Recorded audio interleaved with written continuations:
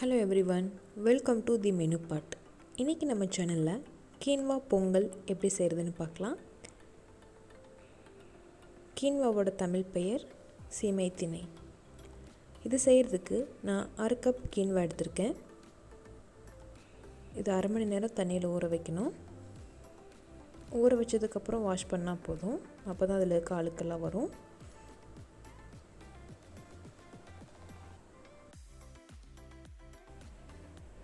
அது கூட 1/4 கப் பாசிப்பருப்பு எடுத்திருக்கேன். இதுவும் 1/2 மணி நேரம் தண்ணியில் ஊற வைக்கணும்.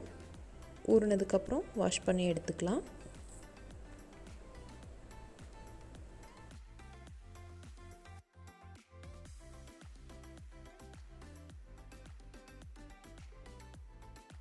இப்போ இந்த ரெண்டும் சேர்ந்து 3/4 கப் இருக்குது.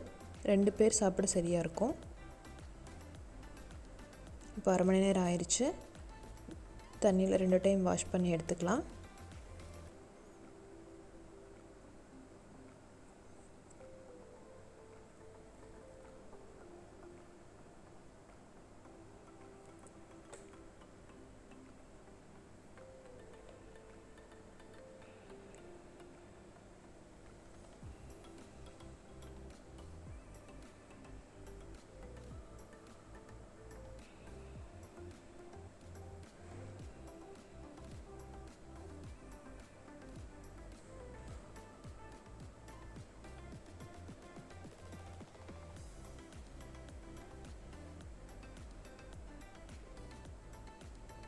தண்ணி எல்லாத்தையும் சுத்தமாக வடிகட்டி எடுத்துக்கலாம்.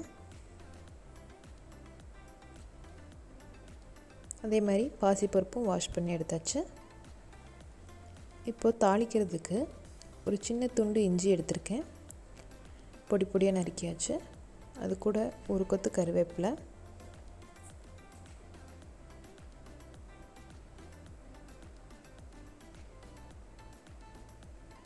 ஒன்றரை டீஸ்பூன் சீரகம்,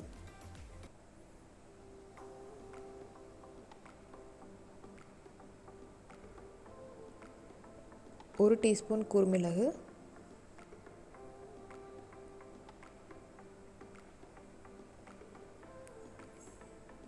இப்போ குக்கர் சூடு பண்ணிக்கலாம். அதில் 2 டேபிள் ஸ்பூன் நெய் சேர்த்துக்கலாம்.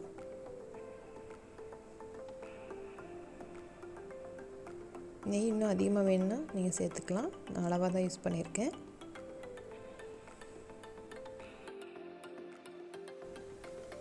நெய் சூடானதும் தாளிக்கிறதுக்கு தேவையான பொருட்களெல்லாம் அதில் சேர்த்துக்கலாம்.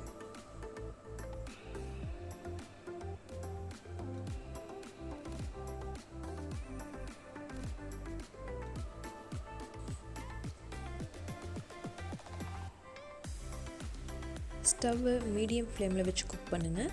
இல்லைன்னா சீரகம் எல்லாம் சீக்கிரமாக கரிஞ்சிரும்.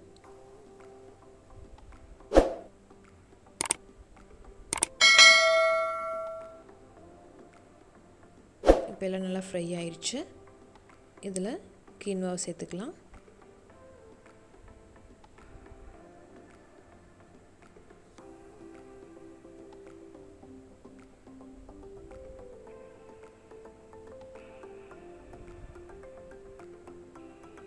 அது கூட பாசிப்பருப்பு சேர்த்துக்கலாம்.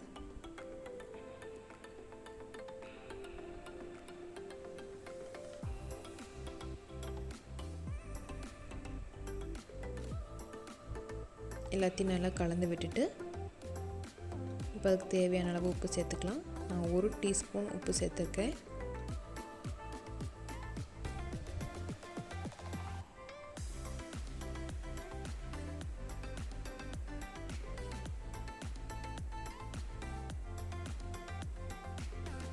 அதுக்கு தேவையான அளவு தண்ணி சேர்த்துக்கலாம். 2 கப் தண்ணி சேர்த்துக்கிறேன். கீன்வா பாசிப்பருப்பு ரெண்டும் சேர்ந்து 3/4 கப் இருக்குது. அதுக்கு 2 கப் தண்ணி சரியாக இருக்கும்.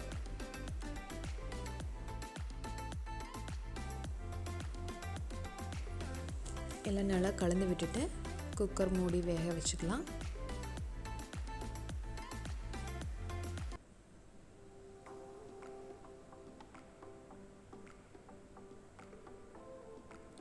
நாலுலேருந்து 5 விசில் விட்டால் சரியாக இருக்கும். பொங்கல் நல்லா குழஞ்சி வர்றதுக்கு.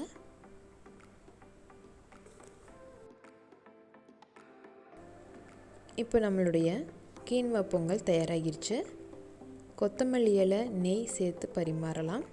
இது கூட தேங்காய் சட்னி, சாம்பார் எல்லாம் நல்ல காம்பினேஷனாக இருக்கும்.